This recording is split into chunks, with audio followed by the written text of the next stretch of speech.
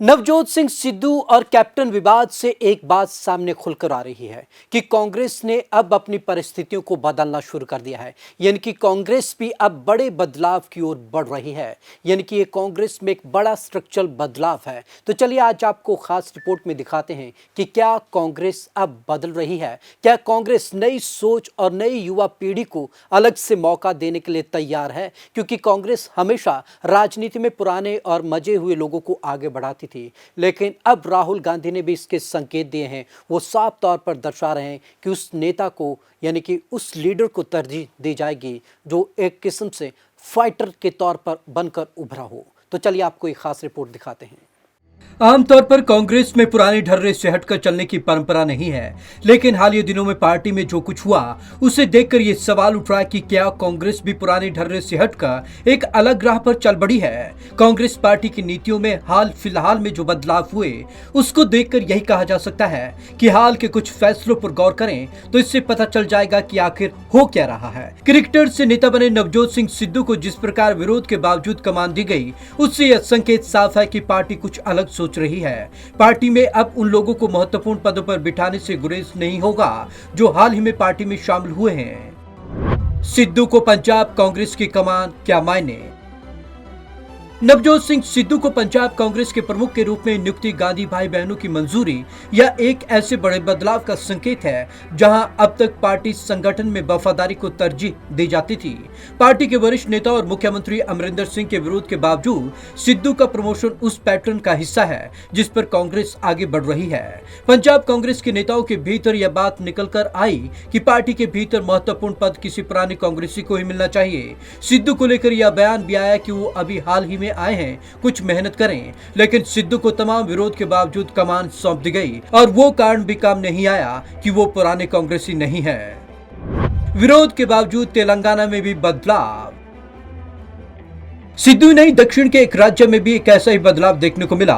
तेलंगाना के भीतर भी कांग्रेस अध्यक्ष को लेकर घमासान था। बमुश्किल 2 हफ्ते पहले कांग्रेस ने तमाम विरोध प्रदर्शनों को खारिज करते हुए रेवंत रेड्डी को तेलंगाना कांग्रेस का अध्यक्ष नियुक्त किया। रेड्डी अक्टूबर 2017 में तेलुगु देशम पार्टी से कांग्रेस में शामिल हुए थे।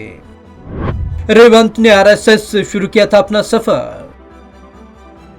53 साल के रेवंत रेड्डी का तेलंगाना प्रदेश कांग्रेस अध्यक्ष बनना इसलिए भी चौंकाने वाला है क्योंकि उन्होंने आरएसएस के अनुषंगिक संगठन अखिल भारतीय विद्यार्थी परिषद से अपना राजनीतिक सफर शुरू किया।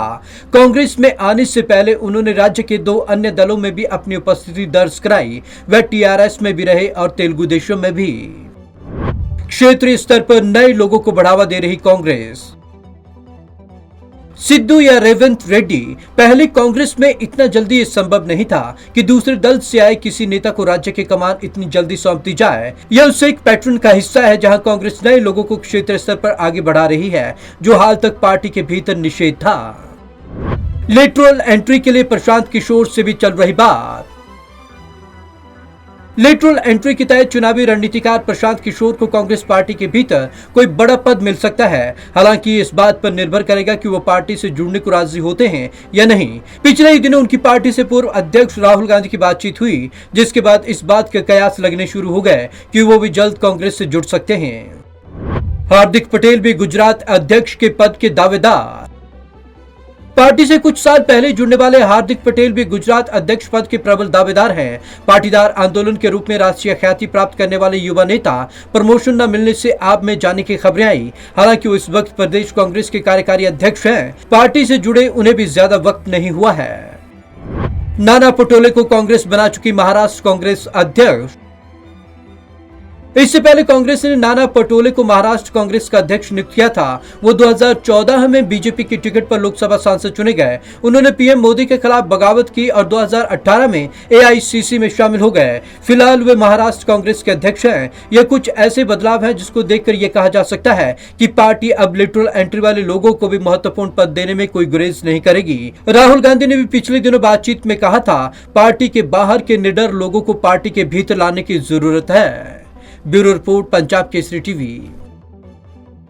पहले महाराष्ट्र, फिर गुजरात और अब पंजाब, इन सभी जगहों पर आपने जो बड़े फेरबदल देखे वो साफ तौर पर दर्शा रहे हैं कि कांग्रेस अब एक बड़े बदलाव की ओर बढ़ रही है और जिस तरीके से बदलाव किए जा रहे हैं उससे साफ तौर पर देखा और समझा जा सकता है कि कांग्रेस नई राजनीति को आगे बढ़ाने की ओर अब अग्रसर है।